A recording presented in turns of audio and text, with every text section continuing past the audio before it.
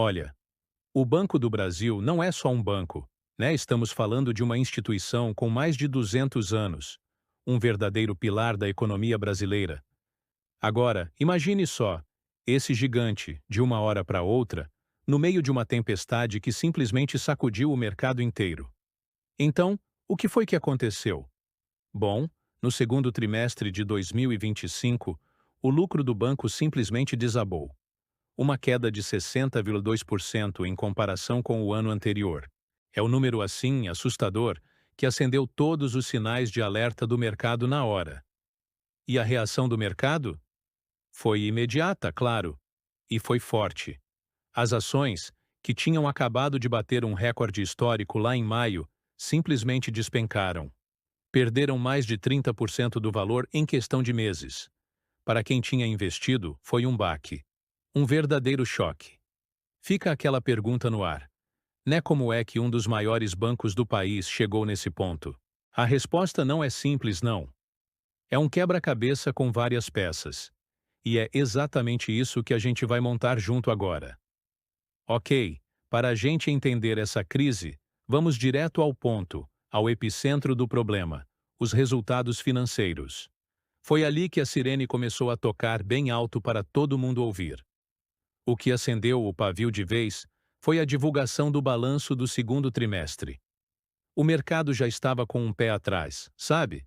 Esperando números meio fracos. Mas o que veio foi muito pior que a encomenda. Foi a faísca que faltava para começar o incêndio. E aí, quando a gente mergulha nos detalhes, a coisa fica mais clara ainda. O lucro líquido ajustado, por exemplo, veio quase 2 bilhões de reais abaixo do que todo mundo esperava. E o retorno sobre o patrimônio, o famoso ROI, que é um indicador super importante, caiu para só 8,4%. Olha, esse é um dos piores resultados em décadas. Esse gráfico aqui, ele deixa bem claro o tamanho do tombo. Dá para ver direitinho anos e anos de lucros sólidos, sempre crescendo, e aí de repente, pá, uma quebra brusca na projeção para 2025. Aquela trajetória de sucesso foi interrompida de forma bem dramática. E claro, para quem tem as ações do banco, a consequência bateu direto no bolso. E doeu. O banco anunciou um corte no chamado payout, que é aquela fatia do lucro que vira dividendos, sabe? Caindo de mais de 40% para apenas 30%. Na prática, é isso mesmo. Menos dinheiro pingando na conta do investidor. Tá. Mas o que está por trás desses números tão ruins? A gente precisa entender a causa raiz, né? E o principal culpado tem nome e sobrenome. Uma crise profunda num setor que é vital não só para o banco, mas para o Brasil inteiro. O agronegócio. O epicentro desse verdadeiro terremoto financeiro está lá na carteira de crédito do agro. Pensa bem. O Banco do Brasil é o líder histórico nesse setor. Então é lógico, qualquer tremorzinho que acontece no campo vira um abalo sísmico direto nos resultados do banco. E para a gente entender bem o que rolou, tem uma palavrinha-chave aqui: inadimplência. O que é isso, afinal? De um jeito bem simples, é a porcentagem da galera que pegou o empréstimo e está com pagamento atrasado. E a lógica é clara, né? Quanto mais gente atrasando, maior o risco para o banco. E aqui, olha, está o coração do problema. A tal da inadimplência, ou seja, os atrasos de mais de 90 dias, deu um salto. Foi de 3% para mais de 4% em um ano só. Com muito mais gente sem conseguir pagar, o banco teve que fazer o quê? Separar uma grana preta, bilhões de reais para cobrir esses possíveis calotes. E isso? Isso bateu em cheio no lucro. Mas por quê? Por que de repente tantos produtores pararam de pagar? Foi o que a gente chama de tempestade perfeita no campo.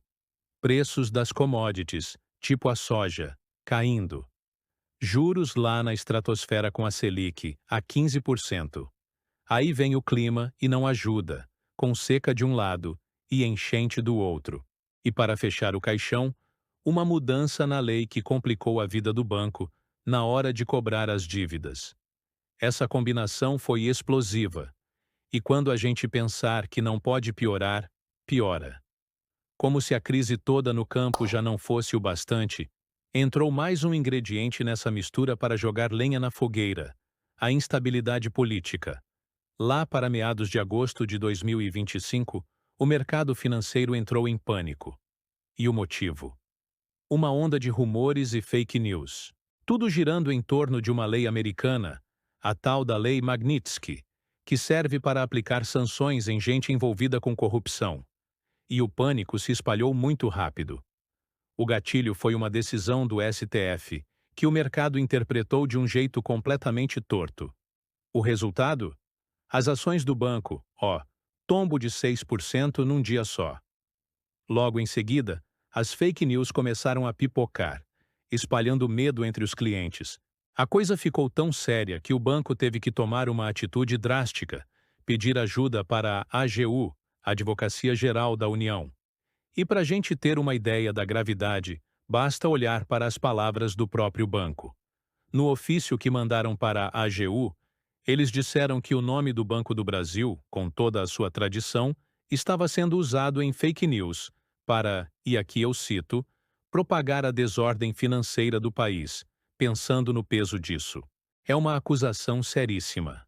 Bom, todo esse cenário caótico acabou criando uma encruzilhada no mercado financeiro. Diante de tanta confusão, as ações do Banco do Brasil viraram um risco que é melhor passar longe? Ou será que se tornaram aquela oportunidade única de 1 em 1 milhão? E aí, claro, o mercado se dividiu. De um lado, a turma da cautela. Analistas do BTG Pactual, por exemplo, usaram uma metáfora perfeita. A deterioração veio de elevador, mas a recuperação vai ter que ser de escada. Ou seja, lenta. Do outro lado, os otimistas. Como o investidor Raul Sena, que mandou a real. Nesse preço, estão dando o banco de graça. O argumento dele: o banco é simplesmente grande demais para quebrar. E aqui está o grande paradoxo da coisa toda. O momentum, sabe, a direção dos resultados agora, no curto prazo, está apontando para baixo. Mas a qualidade da empresa, a sua estrutura, a sua solidez, continua sendo vista como alta. É um verdadeiro cabo de guerra entre a situação do momento e o valor de longo prazo. Então, vamos juntar as peças. Como é que todos esses fatores se combinaram, se encaixaram para criar essa tal de tempestade perfeita? A grande sacada aqui é perceber que não foi só um problema isolado. Foi uma convergência, uma colisão de 3 crises acontecendo ao mesmo tempo. Primeiro, a crise financeira, com o lucro despencando.